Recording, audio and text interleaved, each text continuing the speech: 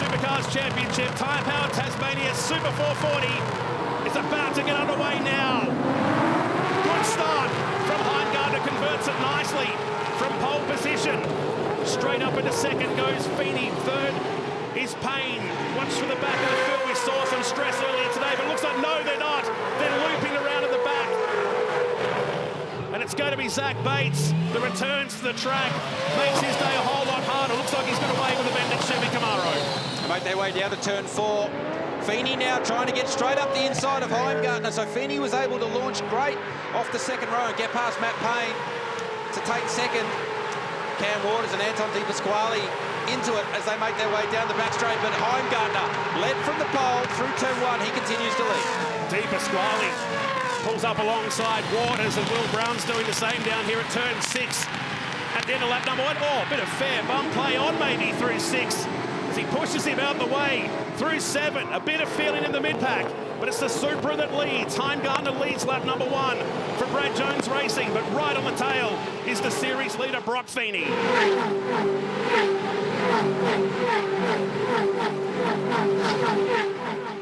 You can see from the body language of Feeney's car, he's keen to get to the front. You can manage the tyre more effectively if you're at the front of the field. He gets tighter off the hairpin. Can he stay at that rear quarter panel of Andre Heimgartner? No, not quite. Heimgartner takes the position back. Feeney trying to get side by side with the Toyota Supra to get the side draft here through turn 5. Heimgartner will defend into 6. Same pressure, just a different car ahead this time for Brock Feeney. Payne tucks into 3rd position. Will be under a noted is the incident down at turn 1 and 2 between Bates and Kai Allen from Motorsport Australia Race Control. Into lap 3, 52.3 for Matt Payne, the fastest lap of the race so far. But Andre Heimgartner will be eyes forward. He won't want to look up and see what's behind him right now. So fast pace already. Di Pasquale, the quickest car on the circuit at the moment as we dip into the 51-second range. On lap 8 of 50, the first of the pit stops earlier today happened around lap 15. The guy you're looking at was the first one to pit. What's been a turnaround weekend for Team 18. Remember, he won under lights at Sydney in the opening round of this year's championship. It would be ambitious to come on lap 15 on the super soft tyre. Yeah. That would be super aggressive. Look for the teams to pretty much split this one, or certainly be closer to splitting this one in the middle. No doubt someone will come early and roll the dice and try and get track position by getting out of the queue, getting out of the field, but it's a long way home when you come on lap 15 on the super soft tyre to manage that last stint all the way to the end. So the rest of the field, Mostert on the inside of James Golding, behind is Kai Allen. So Mostert actually had lost a bit of ground off the start. He started 13th. Now he's only back in 14th. So Mostert not able to create any forward momentum early in this one. Down here at the turn 4 hairpin, down the hill, just a little contact on the right rear of Matt Payne's car. For Ryan Wood, who runs back in 4th position. There he is, headlights ablaze. I can tell you it's extremely dark here all of a sudden. And the best of the weather has gone today. We look our way down towards turn 6 on lap 9.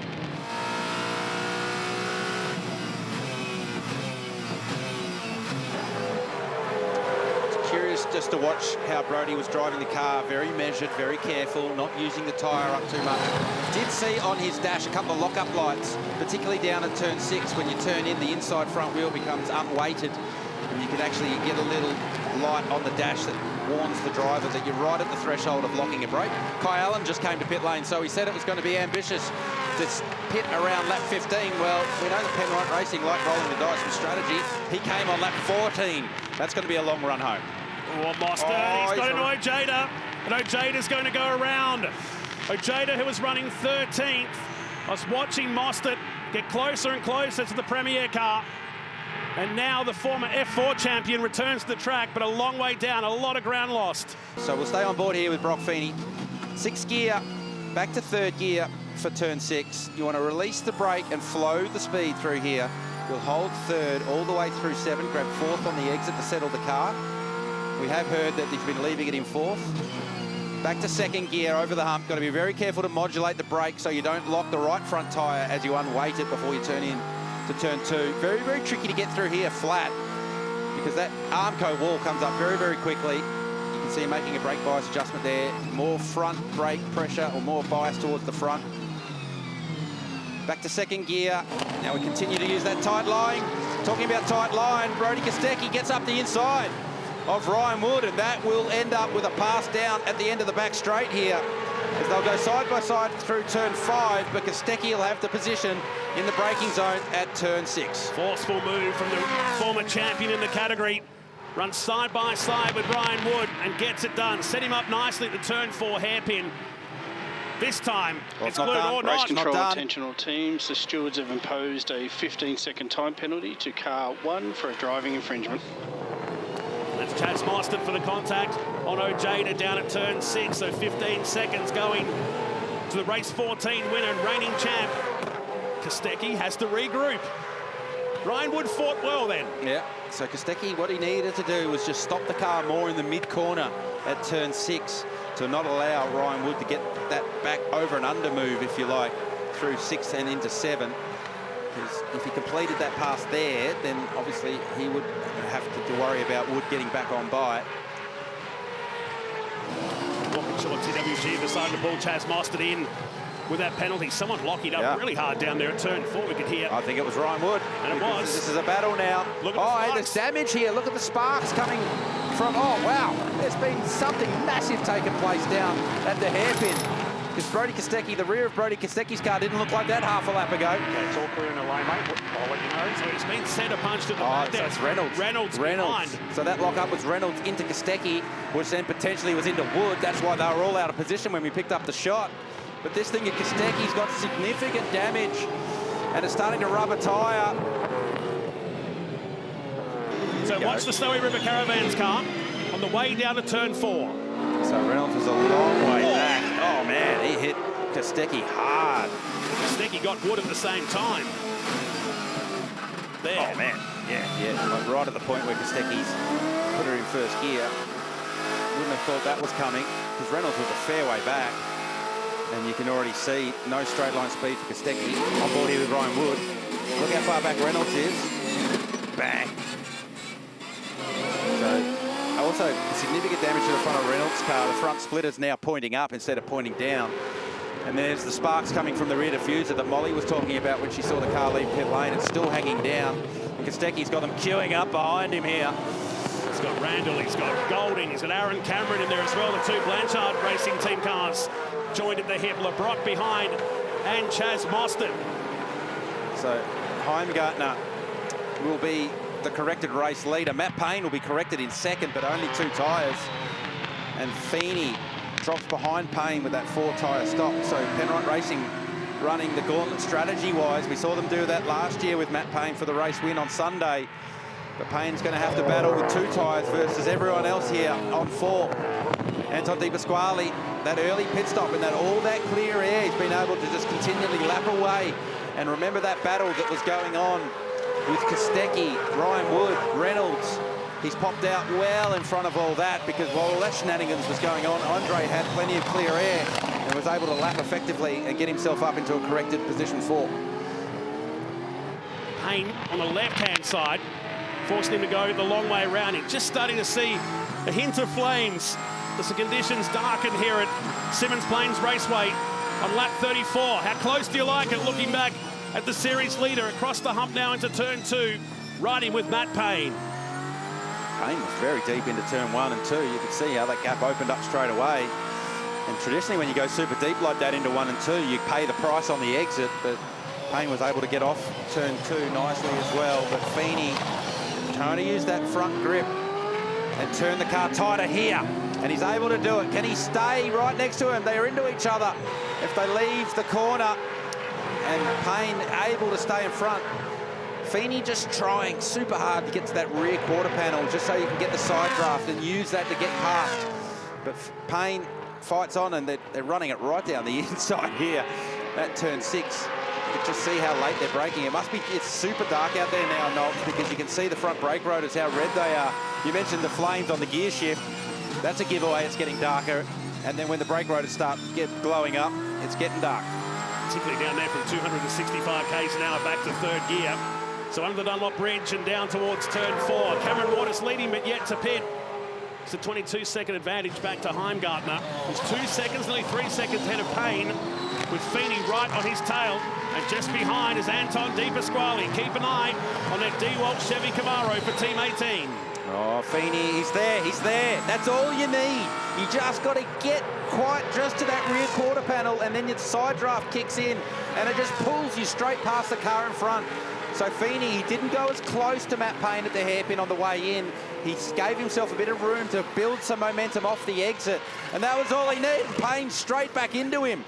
So potentially Matt Payne not too happy with some of the attention that Feeney was giving his rear bumper. I didn't see anything that would warrant anything like that. But now Matt Payne's going to have to worry about Anton De Pasquale. We heard Jack Bell, Matt Payne's race engineer, say there's a 14-lap difference on tyres between Payne and De Pasquale as Declan Fraser at turn 6. And waiting for a spot in traffic here too with Mostert and co. Job Stewart behind him and trying to find a spot in traffic at a really fast section of the track. Well here, kiss of the wall for Ryland Gray. He got the guardrail. And now Aaron Cameron arrives on the scene. A little rub between the two Mustangs. Here at turn 4. Has that caused any more damage to the 38 Shell V power car? 3 young bucks going at it here. Cooper Murray, Ryland Gray. Keep focusing on that braking technique at turn 6, mate. Hit and hold, nice and deep. So Gray back past Cooper Murray and Aaron Cameron following him through.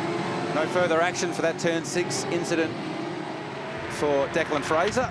So that's one ticked off for Motorsport Australia Race Control. There's Ryland Gray getting the Armco on the exit of turn 3. Just fishtailed into it, didn't he?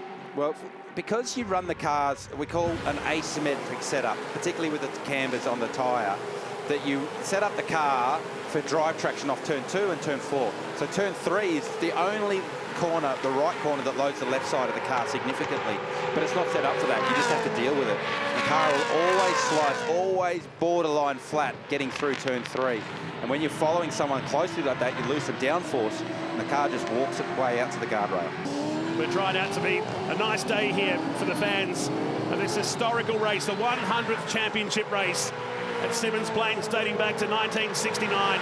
Some of the greats have been here and conquered. Guys like Alan Moffat, the late Peter Brock, Colin Bond's been a winner here. Yourself have dominated here over the years, adding to the list of heroes and stars in Aussie motorsport. Here's Cameron this time on Gray down at turn 6.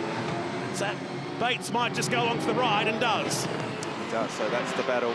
14th, 15th and 16th, and is that Ojeda? Yes, it is, getting around Ryland Gray as he was delayed and out wide through turn 6 and 7, so Ojeda sneaks on through there. So here's Cam Hill, who's just quietly gone about his business, currently down in 8th. And Kai Allen, remember he stopped the first to stop? He stopped on lap 14. Yep. He's currently 6th. So we said it was going to be a tall ask to get it home, and he's not home yet. But that would be a significant recovery job if he's able to hang on here. Well, this 30-year-old Kiwi, originally from Auckland, now living over in the West, and has done for a couple of years now, is looking good here as he plucks 6th gear through the right-hander on his way down to start the final lap. Yeah, he looks like he's got it pretty much under control, doesn't he? Doesn't look like the heart rate's pretty high inside the cockpit of that number 8 R&J Batteries Toyota Supra. So Andre Heimgartner about to embark on his last lap. He's had a few race wins, but we heard from him on the grid, he hasn't won one in the dry. He was known for winning plenty of races in the wet. He's very, very good in the wet. But this one will be pretty special. Not only the 100th championship race here at Symmons Plains, but for Andre Heimgartner, first race win in the dry. That'll be a memorable one. His last one was in those treacherous conditions over at Taupo back in 2024. But dry, albeit dark conditions, as the hugs begin down at Brad Jones Racing. There's still half a lap remaining. Hang on, just get it over the line. But he's done everything beautifully in this one, Andre. Managed the pit stop cycle. We know how good Brad Jones Racing are with their pit stops and their strategy. And they've given their man every opportunity to do something very, very special. 2 turns remain for Andre Heimgartner on what's been a spectacular day for Toyota. He will win the 100th race here at Symmons Plains in dominating form.